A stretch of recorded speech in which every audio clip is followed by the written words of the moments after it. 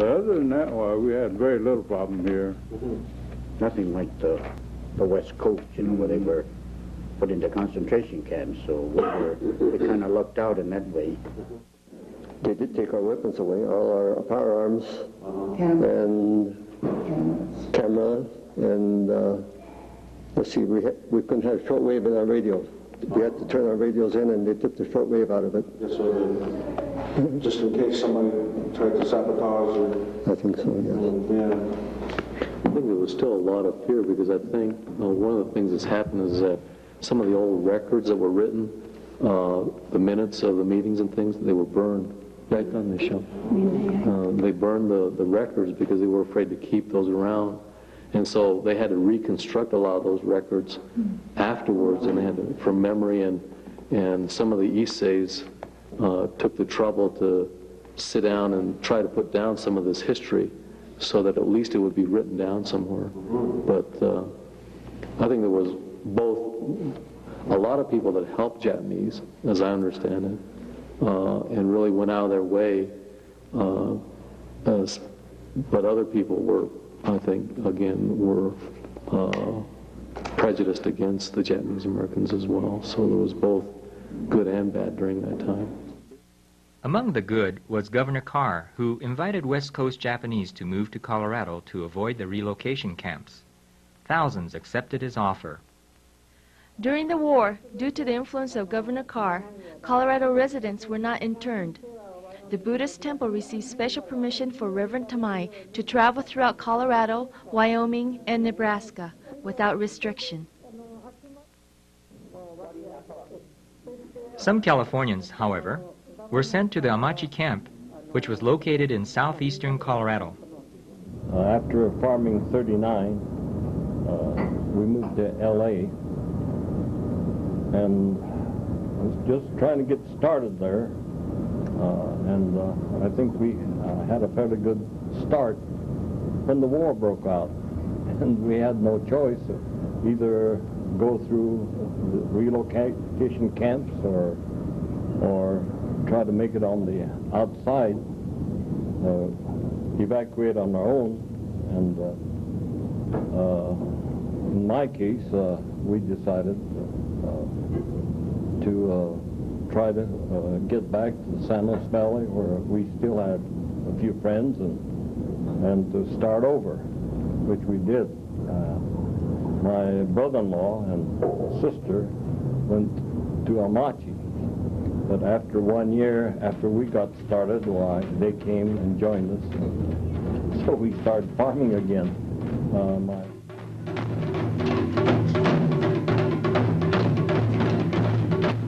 Some Japanese Americans served in the military. 5 months before Pearl Harbor, in June, I joined the Army, and I was at Fort Ord when Pearl Harbor occurred. When the war began, I heard that the rifles were taken away from Nisei soldiers. Yes, our arms were taken away immediately.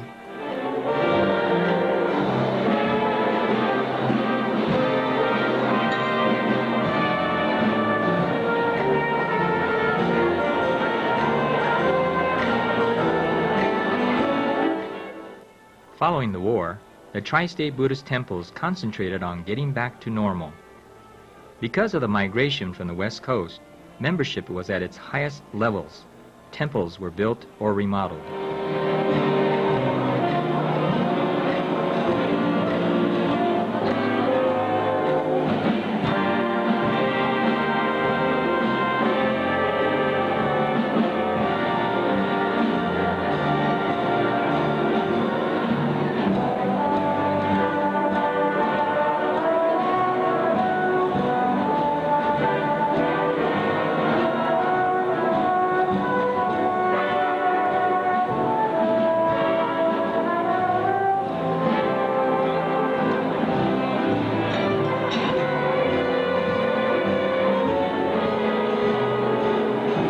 The biggest undertaking of the Tri-State Buddhist temples was the construction of Sakura Square in Denver. It combined in one block Tri-State headquarters, the Denver Buddhist Temple, housing for the elderly, restaurants, grocery stores, gift shops, and various other services. A multi-story parking garage was added later. The first time I moved into Tamai Tower was in October 28th, 1972. We had a grand opening on May of 1973, and from that, Sukkah Festival started. At that time, we had all the... Well, as you see, every function that we had, Mayor McNichol was here. The complex was dedicated in memory of the men and women of, the plaque is downstairs, in memory of men and women of Japanese ancestry who brought Oriental art, religion and culture to the Rocky Mountains, and to those who continue to sustain and cherish this heritage. When I want to buy something special or something for the family, I'll go to Kowloon Shop or one of the other shops because I know they're going to have some very, very special things. They're always changing their stuff. We do 3 stops. We come to the temple, we visit the grandparents, and we go to Pacific or Granada. But it is a touch of Japan. A touch of Japan. We're allowed 10% young, and to HUD, young is under 62 years old. But we can't, we're housing for the elderly and handicapped. And, but to HUD, anybody under 62 is young, and so we're allowed 10% of our apartments. We have 204. We did a check on our tenants, and we have 26 tenants who are 88 and over. And of those 26, half of them were in their 90s. The group that you see here are our pioneer residents of Tamai Towers. They are our first group of residents that came in after the building was built in 1972. After we started having parties and meetings, the residents became better acquainted. Since then, Tamai Towers became the best place to live. Many people are happy to live here.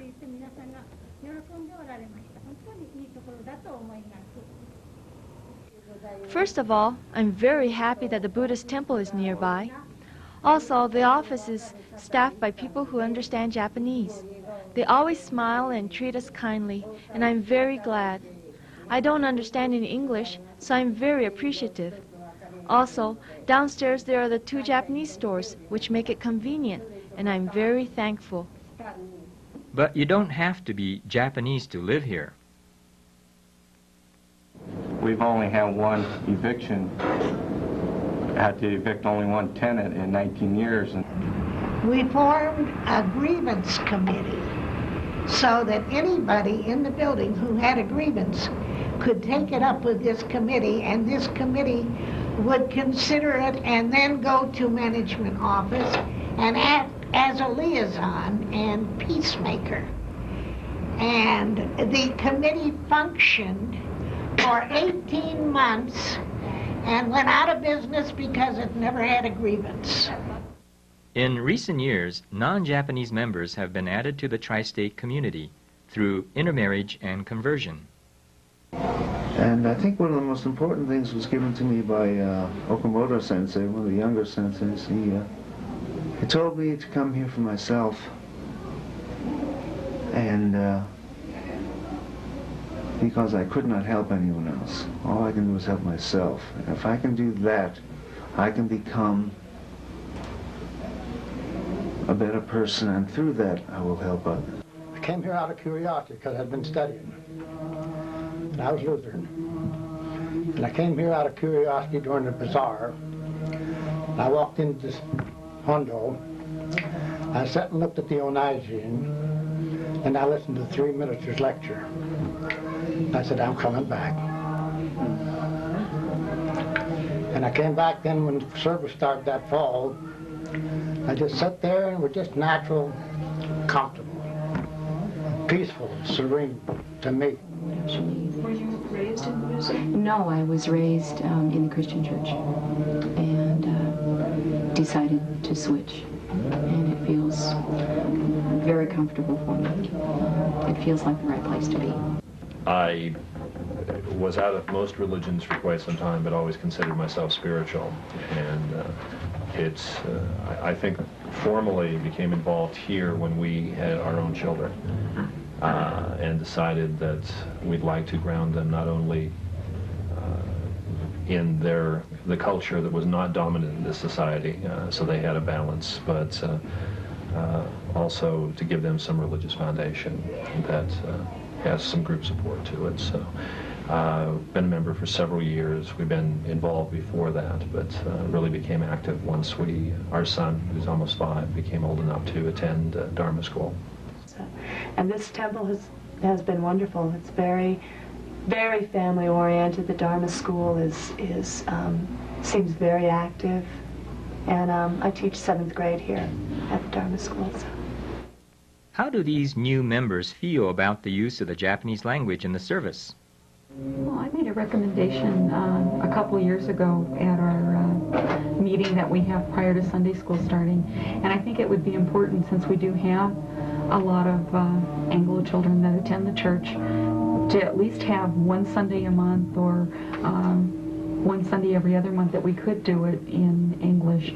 And the ministers said that it's real difficult, the translation's real difficult to English, and it's too philosophical that a lot of the younger children would not understand it. Through the Catholic Church, when we switched from Latin to English, and at the time I thought it was wonderful, and looking back I see it was the biggest mistake that was ever made. A religion should be able to transport you from your everyday life into something else, and the magic and the miracle of it. And also, as far as the chanting goes, I always remember something I read regarding the understanding of Buddhism. And it said that it had to be understood 3 ways: intellectually, spiritually, and emotionally. So that you cannot just understand Buddhism as an intellectual exercise, otherwise you're not getting the point. I think it should stay the way it is, and I think and I don't know if anybody would want me to add this, but the songbook, I almost feel like we're going to run into Buddha loves me, this I know. The sutras tell me so. And I really think that it's fine to be, this isn't in the United States, and it's America, and there's a variety of backgrounds here. But Jodo Shinshu is a Japanese transplant, and there's nothing wrong with firmly keeping it established there. And I'd like to see more chanting and less musical versions of Protestant and Catholic. We'll start with Buddhist symbols for $100.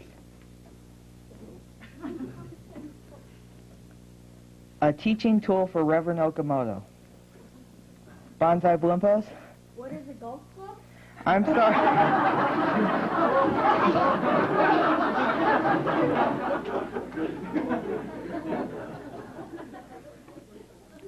Education, cultural activities, community service. These have always been the focus. But what about the future, particularly in the smaller communities? I'm sorry, that's incorrect. Bonsai, Blimpos, and Cool Dudes for $300. A Buddhist symbol that reminds us to listen to Amita's teachings. Bonsai Blimpos? Who is Reverend Cujo? No, that's incorrect. Cool Dudes, do you have an answer? What is the gong? That's correct. Let's go on. You're cool! Of course, I don't know what the future will bring because we don't have enough young children to the next generation. We don't have enough of them coming to our church. So I don't know what will become after we're gone. Well, the main thing is we're going to have to try to get the younger generation to come to the church. And what we're going to have to do, the Nisei is going to have to give the Sanseis and Yonseis a little more responsibility. But I think that Buddhism, hopefully the young people see the value of the religion, because it's going to be very difficult for this temple to stay open for very much longer. It's just, I mean, our membership has grown from 100 families to 10 individuals now with their kids, and this is our whole congregation now. And it used to be large enough that it wouldn't fit in this room. So it's gone from, locally, the smaller communities, I'm sure out in the country especially, that our little temples that we had going to vanish because the young people not staying there, they're coming to the city. Denver got to be the hub here, and we're even talking about maybe Longmont or maybe Brighton, so we're going to have to join with Denver to have services and so forth. I guess the typical, it's a thing that maybe our parents had, and now we're getting aged, and we worry about the next generation, whether the religion is going to continue, but up to now it has continued. Maybe we don't have to worry so much, but I cannot help but think that unless we get away from being an ethnic body church, that we're restricting ourselves. Well, the problems we have here are typical of all rural areas, and declining population and changes from generation to generation, and this change we're going through now, it doesn't speak too well for the future of our temple, with all the declining population. I would like to see it continue, but I just don't know how. There just isn't anybody left. I guess Japanese are drifting away from the church. I guess we're getting more of the Hagujians in now, so I guess we have to depend on the Hagujians to support us, because there's Japanese are drifting away, find other religions, I guess, or just moving out of town. I don't know. I think I disagree, because I look at having been, and Sharon can deal with it this year, having been the co-superintendent for Dharma School for 3 years, and Mike, you were a superintendent for a while. I've seen more people come back to the church, and people who were here as kids and drifted away are now coming back and bringing their own children back. It is something that it's almost a marketing plan that the Buddhist churches have to look at with regard to needs. I mean, if we're meeting the needs of our members, they'll come. If we're not assessing those needs correctly and addressing them, and they can resolve those needs somewhere else, there's no need to be here at the church. So it's a difficult issue, and one that needs to be addressed and be faced to really save the church as we know it now, I believe. And in America, we are very strongly oriented to this: sell your product, sell yourself, sell your religion, make sure you get the product out on the market and be exposed, be visible. Fine line between commercialization and extinction. It's a tough one to walk, I think. Well, I think Buddhism doesn't beat people over the head. We need to make sure that we deal with people and we give them what they come to church for, which is the peace, the spirituality, and the friendship, and that needs to stay. But I think part of it is just getting back, because you need to do that for your children and for the next generation on.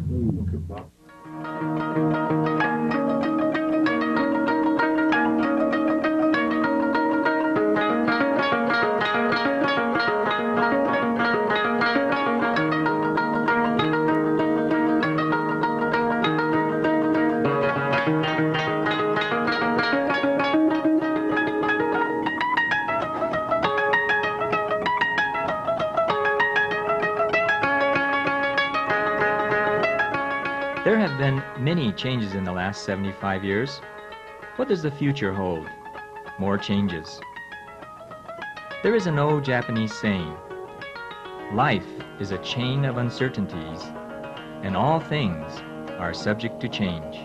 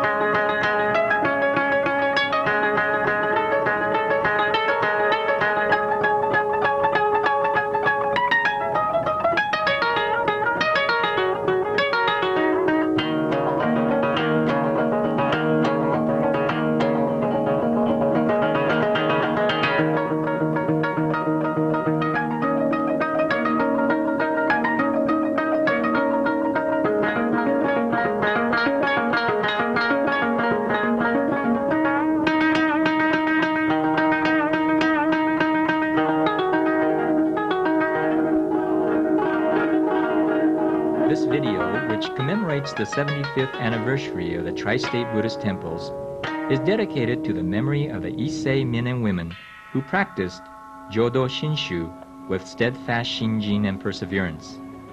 It is through their efforts that our temples have become a reality, and the Buddhist way of life has been passed on to future generations.